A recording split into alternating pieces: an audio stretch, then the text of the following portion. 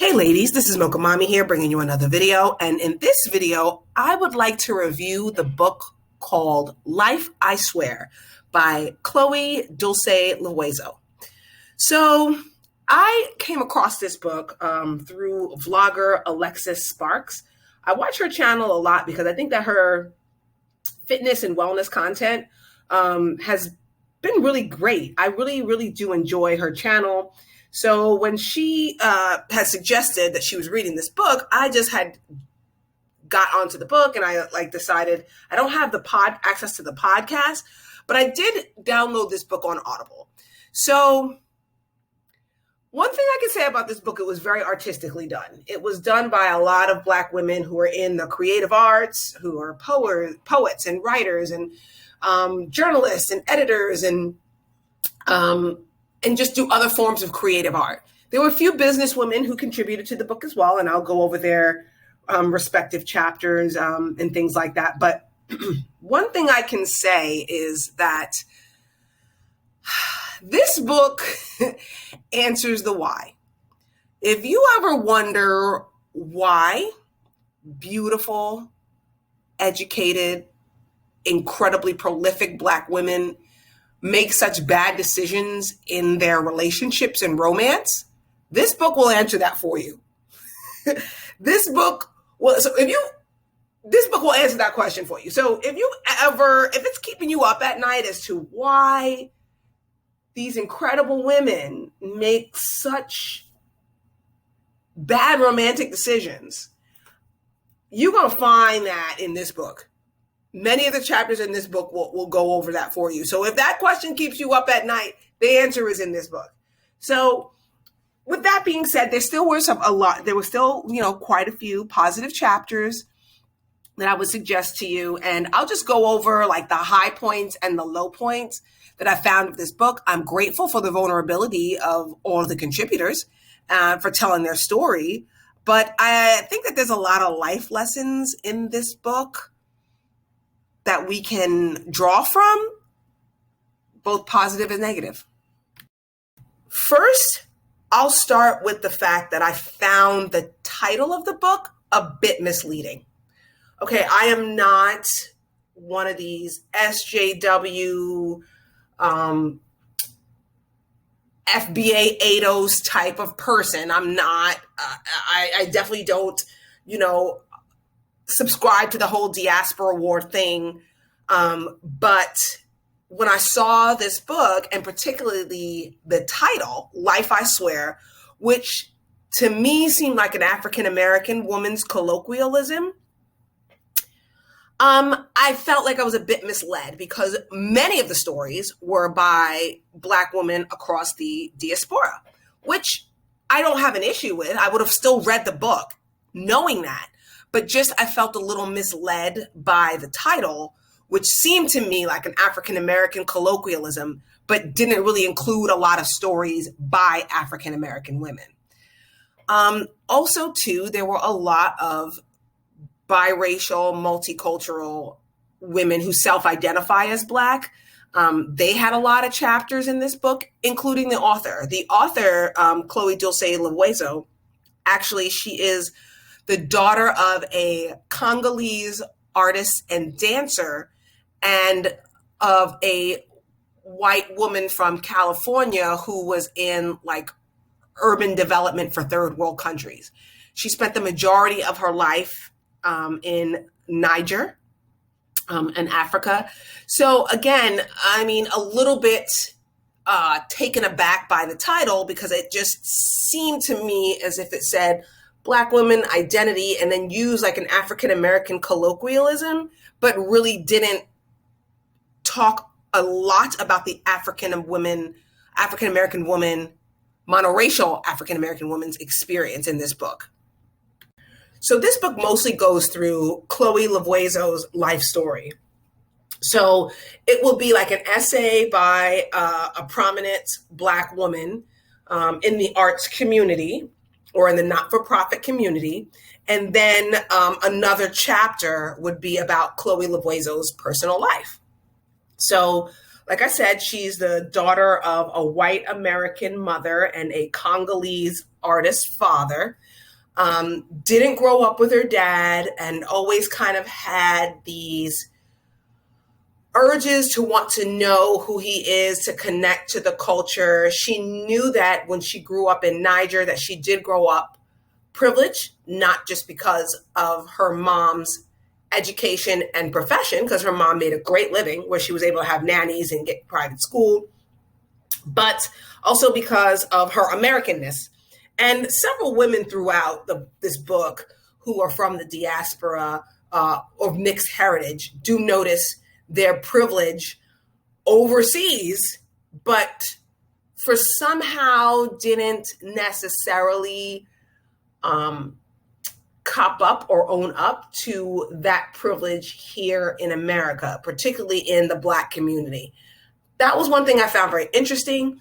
Also, things that I found very interesting is that this was a kind of a reoccurring theme throughout the book, through some of the Black women who really prioritize and emphasize their connection to the arts community and the cultural community. Okay, the cultural community that uplifts Black culture, that uplifts African culture, that uplifts Pan-African culture. Okay, they prioritize that. Okay, they prioritize good dancers, conversational skills, people who are aware of art and culture. They don't prioritize money. They don't prioritize finance. They really prioritize a guy who's a part of the artistic community. They prioritize a man who is like a part of the Pan-African culture, but what they don't prioritize is their financial security, even those who are mothers. So that's, again, a reoccurring theme that I saw through the book by more than one contributor. But ladies, I just want to tell you that when you go through this book and you ever ask yourself, why do these men have currency? Why do Black women choose what they choose? This answers it for you. It's because they're prioritizing the men's position in the Pan-African hierarchy, and they're prioritizing men who have position in the artistic hierarchy, and not men who necessarily have financial security and stability. So that's one of the things I did notice throughout this book. Another chapter in this book that emphasized Black women prioritizing their partners' hierarchy in the Pan-African culture and their allegiance to like art of the African diaspora was the chapter by Gabrielle Williams called The Loveward Journey. So basically, this is the story of a middle-class African-American woman who does all, or working-class African-American woman who pretty much does all the right things. She is a child of a single mother who did everything she was supposed to do through school, through corporate America, but then decide to spend 5 years in Brazil studying like African spirituality, Afro-Brazilian culture, and traditional Afro-Brazilian healing. So she participates in this community, lives there for 5 years. She and her partner end up conceiving a child. And with all of this knowledge of ancestral healing and Afro-Brazilian customary medicine for healing, she ends up having some complications with her pregnancy. She is not able to get access to quality healthcare in Brazil as an expat, as a Black woman. And her relationship with her partner is dissolving and it's beginning to crumble. We also have the Zika virus pandemic that was happening at that time. So Gabrielle Williams makes her way back to the States. So because she is pregnant, it is difficult for her to find a job in academia. It becomes apparent that she now has to be a single mother on welfare. She goes through how difficult and challenging that experience was, how isolating that experience was, and how she had to sort of come to the conclusion that Black people want to, really want to embrace their cultural heritage and want to embrace their past and their ancestral connection to the continent. But that's very hard when you don't know where your next meal is coming from. I did appreciate the fact that she did put that in there. I did appreciate how she was able to reach back out to her network to find employment in academia. But at the same time, I see that she is sort of kind of fighting the academic establishment that's employing her and that's feeding her child. Well, now with woke culture, she probably is making a lot more traction for this African culture, right? For this African diaspora culture, for this Afro-Brazilian culture, and bringing it into the canon of the American education system. Okay, whatever. But all through this chapter, she does talk about her ancestral healing and relying on the ancestors to help her to raise her child, right? Relying on the tribe of sisters to help raise her child. So, okay, you count on the ancestors, count on your sisters. Okay, where's the man in all this? What role is he playing in contributing to raising the child, especially because you were living in abject poverty for a large part of your pregnancy and this child's infanthood? So, the ancestors are helping you heal, but what is the baby daddy doing? And also, too, if you have these really difficult relationships, she had a difficult relationship with her father, she had a difficult relationship with the father of her child, that she kind of does minimize. It's maybe 2 sentences, and then she talks about the ancestral healing that took place. Okay, what did it actually look like? When is it that you came to terms with just saying, I'm going to let this go?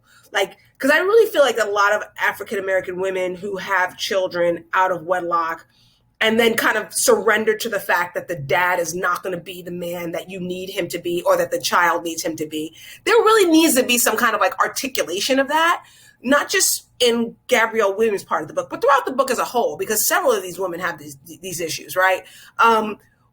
What does that act of surrender look like? And how did you come to it?